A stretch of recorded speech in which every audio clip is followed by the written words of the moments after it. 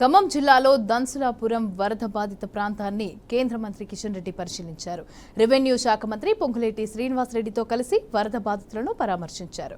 కేంద్ర మంత్రి బాధితులతో మాట్లాడి జరిగిన నష్టాన్ని కూడా తెలుసుకున్నారు. ఇక వరదలతో నష్టపోయిన వారిని ఆదుకుంటామని హామీ ఇచ్చారు.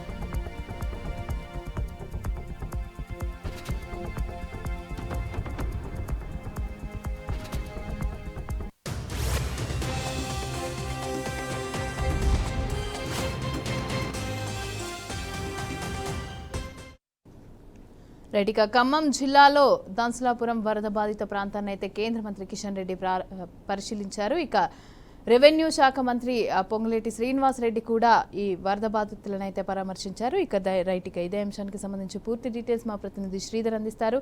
శ్రీధర్, మంత్రి పొంగులేటి అలాగే కేంద్ర మంత్రి కిషన్ రెడ్డి ఇద్దరు కూడా బాధితులతో మాట్లాడి ఆ నష్టాన్ని కూడా దానికి సంబంధించిన అన్ని వివరాలు కూడా తెలుసుకున్నారు. అయితే దీనికి సంబంధించి ఏ విధమైనటువంటి హామీలు ఇచ్చారు, ఏంటి అక్కడ?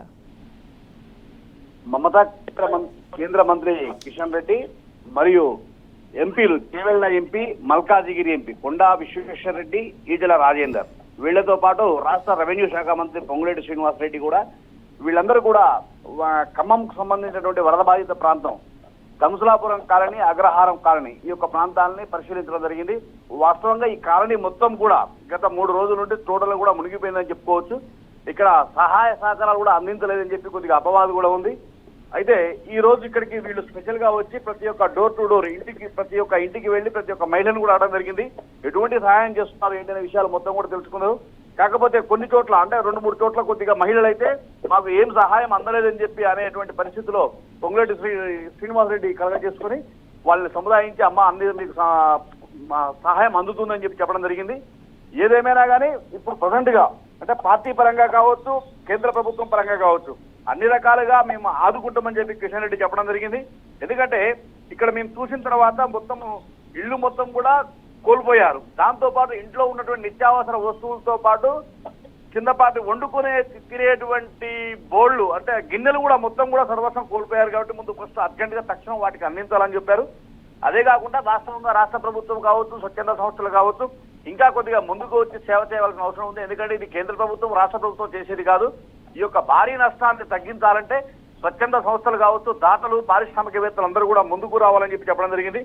దాంతో పాటు ఇక్కడ ఈ నష్టానికి సంబంధించినటువంటి తెలుగు రాష్ట్రాలకు సంబంధించినటువంటి విషయం మొత్తం కూడా ప్రధానమంత్రి కావచ్చు, కేంద్ర మంత్రుల దృష్టికి వెళ్ళిపోయింది.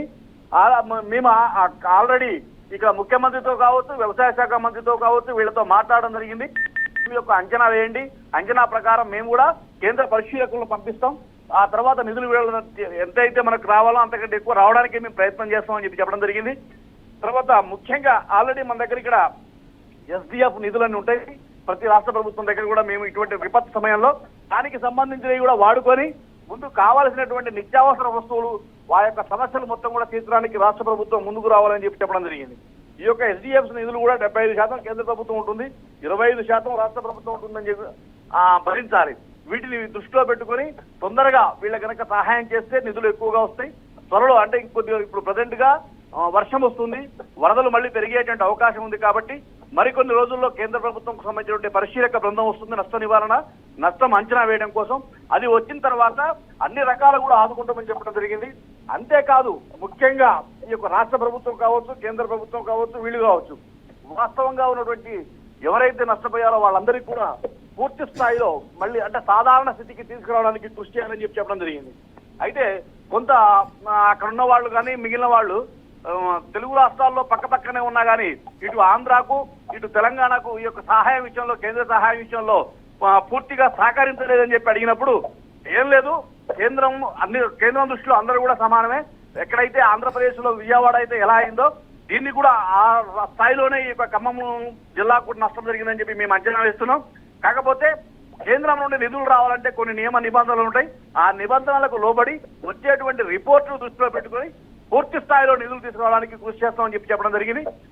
దీంతో పాటు అంటే డోర్ టు డోర్ ఇక్కడ విశ్వేశ్వర రెడ్డి కావచ్చు, ఈటెల రాజేందర్, పొంగులేటి శ్రీనివాస్ రెడ్డి మరియు కిషన్ రెడ్డి వీళ్ళు మొత్తం తిరిగిన తర్వాత ఇప్పుడు ఇక్కడి నుండి వరద బాధితులకు కొంతమందికి నిత్యావసర వస్తువులు అందించిన తర్వాత రాకాసి తండ అంటే తిరుమలాయపాలెం మండలంలో ఉన్న ఈ యొక్క రాకాసి తండ ఈ యొక్క ముంపు బాధితుల్లో ముఖ్యంగా ఊరు మొత్తం కూడా కొట్టుకుపోయింది. కాబట్టి ఆ యొక్క ప్రాంతానికి ఇప్పుడు వెళ్లి అక్కడ కూడా పరిశీలించి అక్కడి నుండి నాయకునిగూడెంలో నుండి హెలిప్యాడ్ దగ్గరికి వెళ్ళి అక్కడ నుండి వీళ్ళందరూ కూడా హైదరాబాద్కి వెళ్తారు మమత. రైట్. అలాగే ఇప్పుడు ఊర్లు పోయిన వారికి కూడా ఏ విధమైనటువంటి సౌకర్యాలు కానీ లేకపోతే వాళ్ళకి సంబంధించిన ఇల్లులు కానీ ఏమైనా ప్రొవైడ్ చేసే అవకాశం ఉందంటారా? ఇప్పుడు కేంద్ర మంత్రి ఆయన మాటల్లో చెప్పింది అదే. రాష్ట్ర ప్రభుత్వానికి ముఖ్యంగా ఆయన కోరింది ఏంటంటే ఎవరైతే ఇల్లు కోల్పోయారో వాళ్ళకు ప్రత్యామ్నాయం కూడా చూసి వాళ్ళకి ఇల్లు నిర్మించేటువంటి ఏర్పాటు కూడా మనం చేయవలసిన బాధ్యత ఉంది. దాంతో పాటు వస్తువులు కూడా కోల్పోయినాయి కాబట్టి వాళ్ళకు ముఖ్యంగా తక్షణం వాళ్ళకు ఇప్పటివరకైతే మనం కొన్ని రోజుల వరకు పునరావాస కేంద్రంలో పెడతాం. ఆ తర్వాత మళ్ళీ పునరావృతం కాకుండా శాశ్వత ప్రాతిపదిక మీద పెట్టాలని చెప్పడం జరిగింది మమత. రైట్. Thank you Sridhar.